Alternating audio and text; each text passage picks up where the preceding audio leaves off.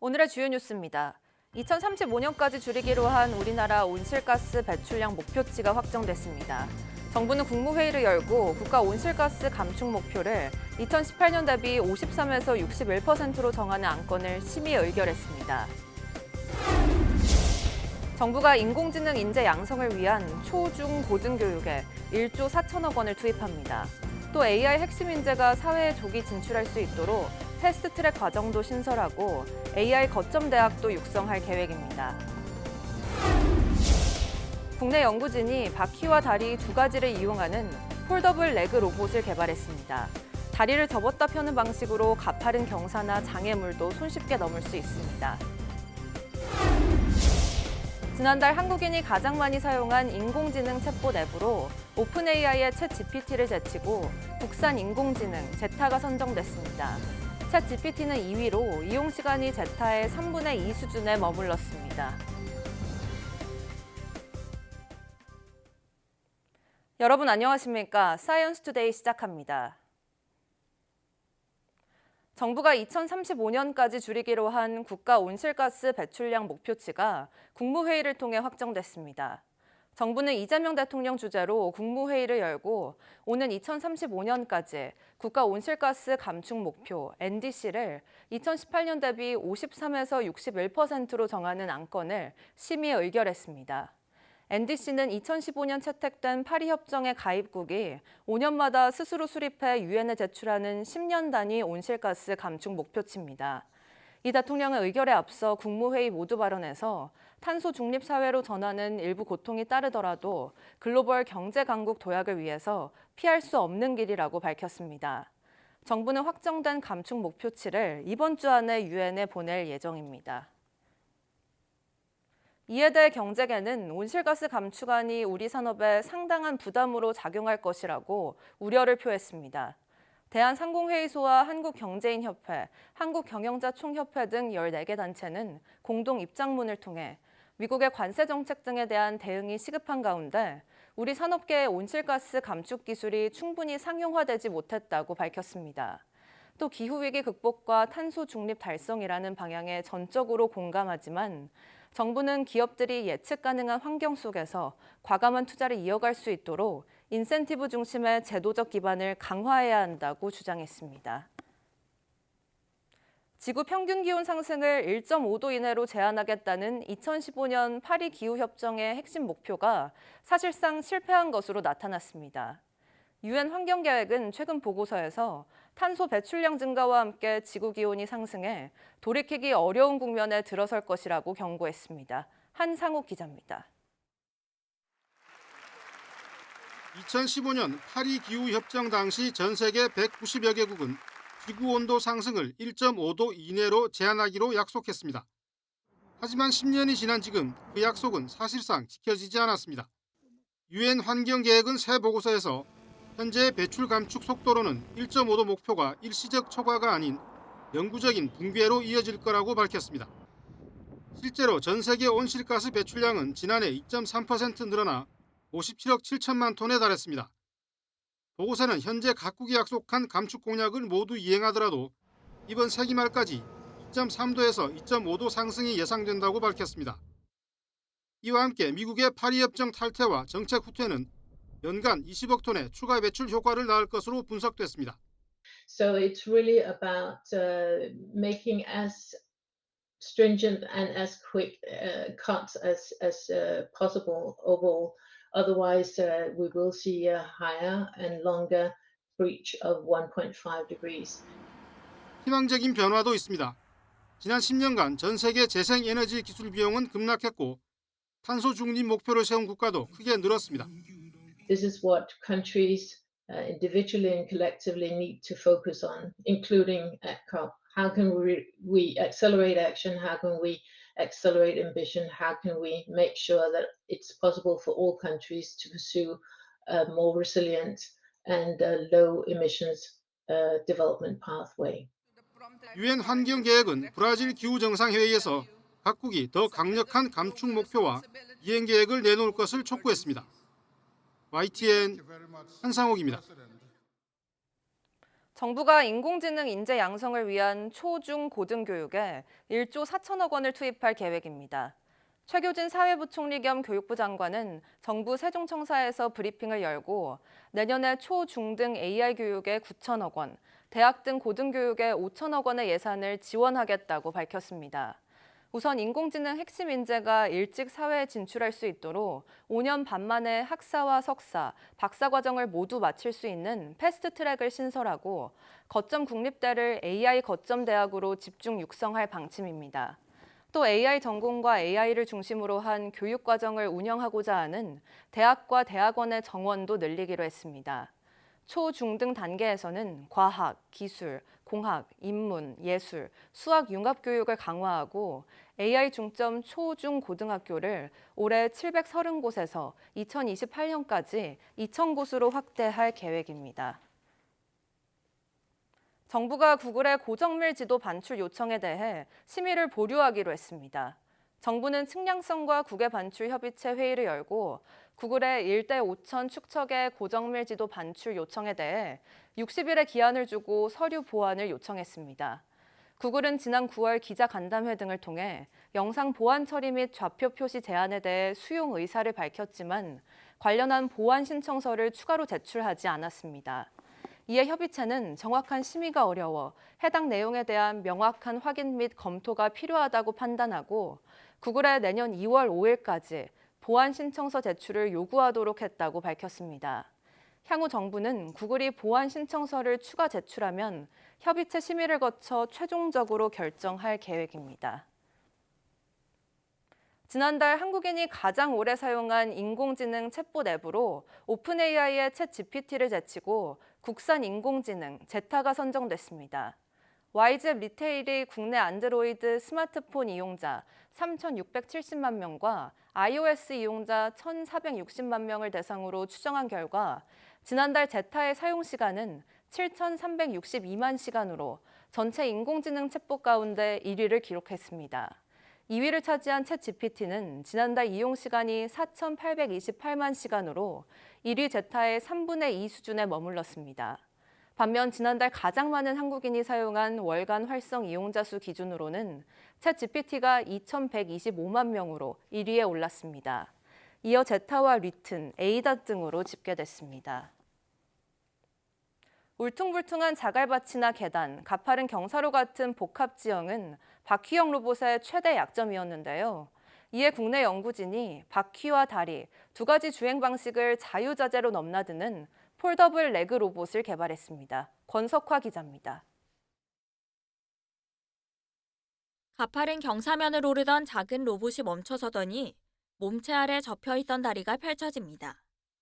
순식간에 다리로 몸체를 들어 올린 로봇은 다시 다리를 접고 바퀴로 경사면을 부드럽게 내려옵니다.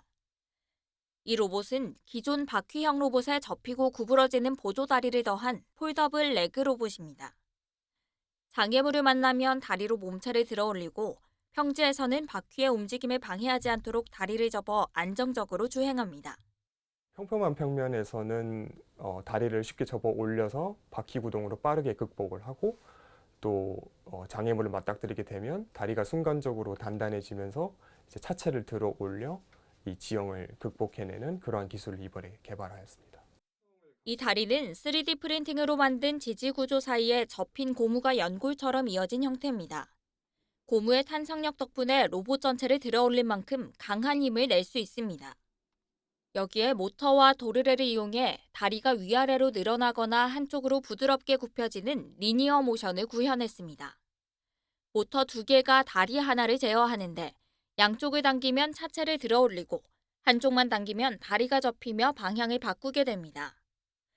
이 구조를 통해 로봇은 최대 73도의 급경사를 오를 수 있고 자갈밭이나 장애물도 90% 이상의 성공률로 통과했습니다. 기존의 휠 로봇에 비해서는 4개의 다리를 추가로 장착하면서도 소프트하고 가벼운 물질로 이루어져 있기 때문에 어느 정도 지지력을 가지기 위해서 접힌 고무로 연속체 구조를 만들어서 어느 정도 지지력을 확보하면서도 부드러운 모션이 가능하도록.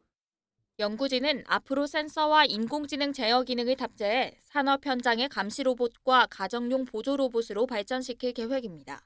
YTN 사이언스 권석화입니다.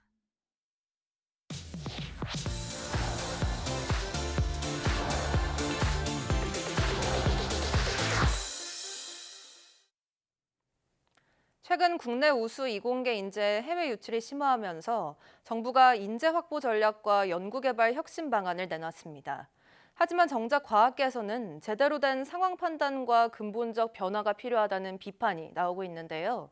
자세한 내용 이성규 기자와 함께 알아보겠습니다. 안녕하세요.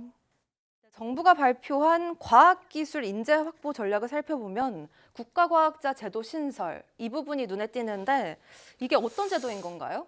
네, 정부가 국가과학자 제도를 신설하기로 했는데요. 이 국가과학자 제도는 연간 1억 원의 연구활동 지원금을 매년 20명씩 5년간 100명을 선발해서 주겠다. 이런 게 골자입니다. 이 세계적 수준의 과학자를 선발해서 좀 예우를 하고 이 과학기술의 자긍심을 높여서 이공계 학생들의 어떤 이공계 진학을 유도하겠다. 이런 게 이제 정책 목표라고 볼 수가 있습니다. 네, 그런데 이번 국가과학자와 비슷한 제도가 20년 전에도 있었다고요? 근데 사실 20년 전에도 이 과학기술인을 예우하고 이 자긍심을 고취하기 위한 제도가 있었거든요. 이 국가 석학 제도라는 건데 이게 2005년도에 도입이 됐어요. 네. 이 제도는 매년 한 10명 내외 과학자를 4년간 선발을 해서 연간 1억 원에서 2억 원 정도의 연구비를 직접 지원하는 제도였어요. 네. 이 제도가 이렇게 도입 취지는 좋았지만은 그 2008년도에 이 교육부하고 과기부하고 통합이 되면서 이게 슬그머니 사라져 버렸거든요. 그래서 이런 측면에서 이번에 이제 신설하기로 한 국가과학자 제도가 5년짜리 제도거든요. 이 제도도 이렇게 5년으로 단명으로 끝나는 거 아니냐 이런 우려의 목소리가 나오고 있습니다. 네, 다만 이렇게 국가과학자를 신설해도 과학기술인의 해외 유출을 막기에는 여전히 한계가 있다. 이런 지적도 계속 나오고 있는 거죠. 이게 이번에 신설되는 이제 국가과학자 제도가 이제 연구활동 지원금이라고 해서 연간 1억 원 정도를 지원해 주잖아요. 이건 이제 연구비하고는 별도의 개념인데 네. 사실은 이 1억 원 정도의 연구활동 지원금이라는 거 가지고는 좀 이렇게 과학기술 인재를 국내에 붙들기에 좀 턱없이 모자르다 이런 이제 지적이 나오고 있어요. 이게 이제 일례로 중국의 그 천인 계획을 예로 들면은 천인 계획은 중국이 해외 우수 과학 인재를 유치하기 위해 운영하고 있는 국가 차원의 프로그램인데 이 천인 계획은 해외에서 과학자를 데리고 올 때 기본적으로 연봉을 1억에서 5억 정도 그 사이에서 주고 네. 이 연봉 외에 또 보상금이라는 명목으로 또 1억에서 5억 원 정도를 줘요. 여기에다가 이제 이 중국에서 거주할 주택을 제공을 하고 또 자녀가 있으면 자녀의 학자금까지 지원해 주거든요. 네. 이런 어떤 연봉뿐만 아니라 이런 혜택까지 본다면은 사실상 좀 이런 제안을 거절하기가 좀 어려운 측면이 있다고 볼 수가 있죠. 네, 그렇다면 이번엔 과학기술계의 반응도 궁금한데 이번 제도에 대해 어떤 입장인 걸까요? 이 과학기술계는 이 국가과학자 제도와 같은 좀 미봉책이 아니라 이 근본적으로 과학기술인을 우대하는 그런 그 과학기술 문화를 조성해야 된다 이렇게 지적하고 있는데요. 이덕환 서강대 명예교수는 대한민국 과학기술인 상부터 시작해서 지금까지 있었다가 없어진 상만 해도 수도 없이 많다면서 이런 제도가 있다고 해서 이런 상이 있다고 해서 과학기술인 사기를 높이는 데 도움이 된 적이 없다 이렇게 말을 했습니다. 또 염한원 기초과학연구원 연구단장은 기존에 이미 시행하다가 폐지가 됐던 이 국가과학자, 국가석학을 말하는 거죠. 네. 이거를 부활시켰다고 해서 과학자 위상이 높아지거나 학생들이 과학자를 롤 모델로 하기에는 좀 어려움이 있다 이렇게 말했습니다.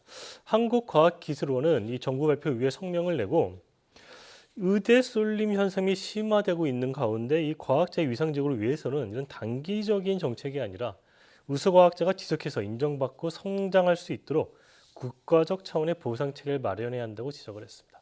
네, 말씀해 주신 것처럼 지속적인 제도가 뒷받침되어야 할 것 같은데 국가과학자 제도와 관련해서 과학계 비판이 쏟아지자 정부가 관련한 설명 자료를 내놨죠. 어떤 내용인가요? 네, 이 과학기술정보통신부는 우선 이 국가과학자 제도 자체가 이 연구비를 직접 지원하는 제도가 아니라 연구활동을 지원하는 그런 제도라는 점을 강조를 했는데요. 쉽게 말해서 우수 과학인들이 평생 자긍심을 가질 수 있도록 예우하겠다. 이런 설명입니다.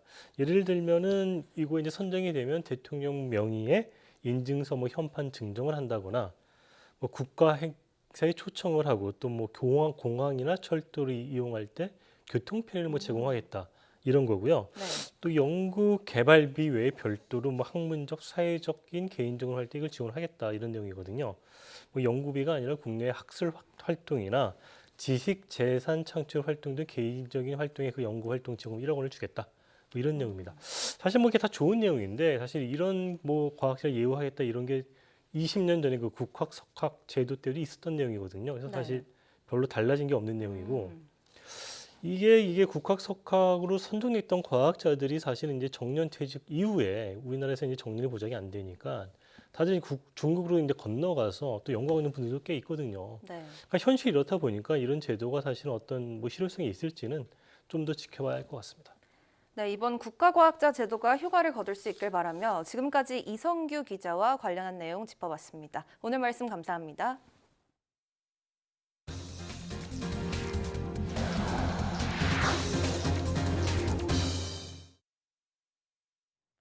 정부 지정 국가 기반 시설인 국내 혈액 공급 기관을 상대로 한 초유의 해킹 공격이 발생했습니다. 전상망 접근을 막고 돈을 요구하는 수법인 랜섬웨어 공격으로 추정되는데 해커 집단은 헌혈한 이들의 정보를 쥐고 있다며 협상을 요구했습니다. 이현정 기자의 단독 보도입니다.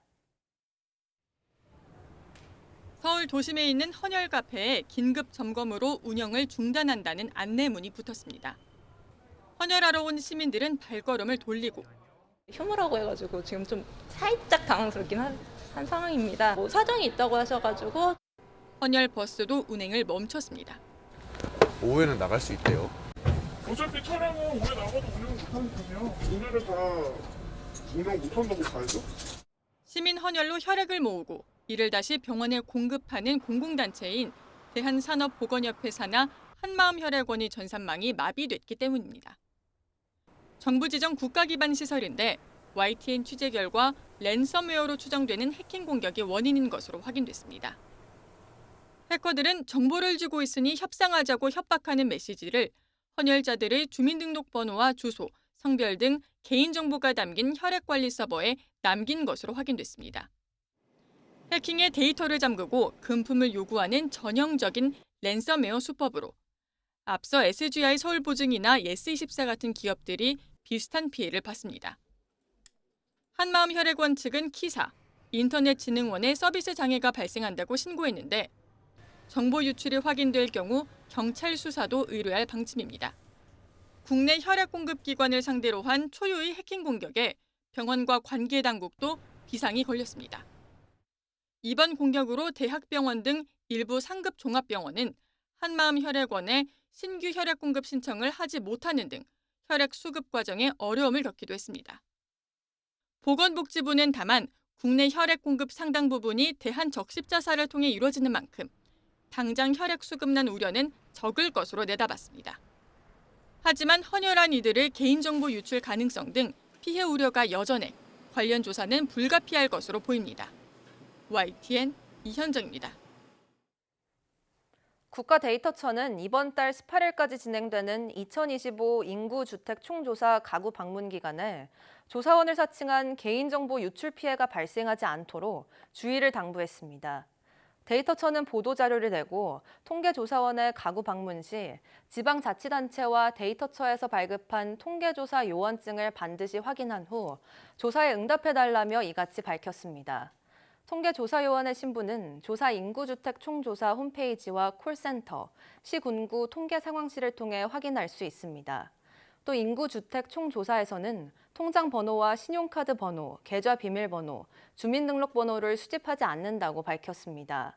총조사와 관련한 카카오톡 또는 문자 등 모바일 메시지에도 어떠한 인터넷 주소도 포함돼 있지 않다며 사칭 문자를 경고했습니다. 울산 발전소 붕괴 참사를 악용한 사기 범죄가 잇따르고 있습니다. 안전용품을 먼저 구매해주면 돈을 주겠다고 속이는 수법인데요. 경찰은 참사를 악용한 사기 범죄에 엄정 대응하겠다고 밝혔습니다. 윤태인 기자가 보도합니다. 울산 화력발전소 보일러타워 붕괴 참사로 작업자들이 숨지고 매몰자들에 대한 수색이 이어지는 가운데 이를 악용한 노쇼 사기가 잇따라 공분을 사고 있습니다. 발전소 운영기업인 한국동서발전 직원을 사칭한 인물이 안전용품 판매점에 전화해 급하게 소화포가 필요하다며 자신들이 지정한 업체에서 대신 구매해주면 나중에 돈을 보내겠다고 속인 겁니다. 업주는 이 인물이 알려준 계좌에 물품 대금 862만 원을 입금했는데 사기였습니다. 역시 동서발전 직원이라고 자신을 소개한 인물이 음식점에 전화해 도시락 100개를 주문하면서 에어매트 1,000만 원어치를 구매해달라고 요구한 경우도 있었는데 업주가 경찰에 신고하며 미수에 그쳤습니다. 경찰은 돈이 흘러간 계좌와 사칭범의 휴대전화 사용 내역을 확인하기 위해 통신영장을 신청하는 등 추적에 나섰습니다. 공공기관 등을 사칭해 대리구매를 유도하고 돈을 가로채는 노쇼 사기가 끊이지 않는 상황. 올해 들어 9월까지 전국에서 접수된 노쇼 사기 피해 신고는 4,400여 건, 피해 금액은 700억 원을 넘습니다. 경찰은 식당을 예약하며 안전용품을 대리구매해달라는 건 전형적인 노쇼 사기 수법이라며 단호하게 거절하라고 당부했습니다. 또 참사를 악용한 사기 범죄에 대해서는 엄정 대응하겠다고 밝혔습니다. YTN 윤태인입니다. 13세 이상 우리 국민의 5.8%, 즉 270만 명 정도가 아무런 사회적 관계망이 없다고 답했습니다. 국가데이터처가 지난 5월 전국 13세 이상 3만 4천 명을 대상으로 설문조사한 결과 특정 상황에서 도움받을 수 있는 사람이 없고 평소 교류하는 사람도 없다고 답한 사람이 5.8%에 이르렀습니다. 또 외출 횟수에 대한 질문을 통해 은둔 경향을 알아본 결과 60세 미만 인구 계층 가운데 20대 은둔 경향이 가장 높았습니다. 평소 일주일에 하루 미만으로 외출하거나 집 밖으로 거의 외출하지 않는 비중이 20대가 1.3%로 60세 이상 6.4%에 이어 두 번째로 높았습니다. 올해 조사에서는 평소 외롭다고 응답한 비중이 38.2%, 자주 외롭다고 답한 사람이 4.7%였습니다.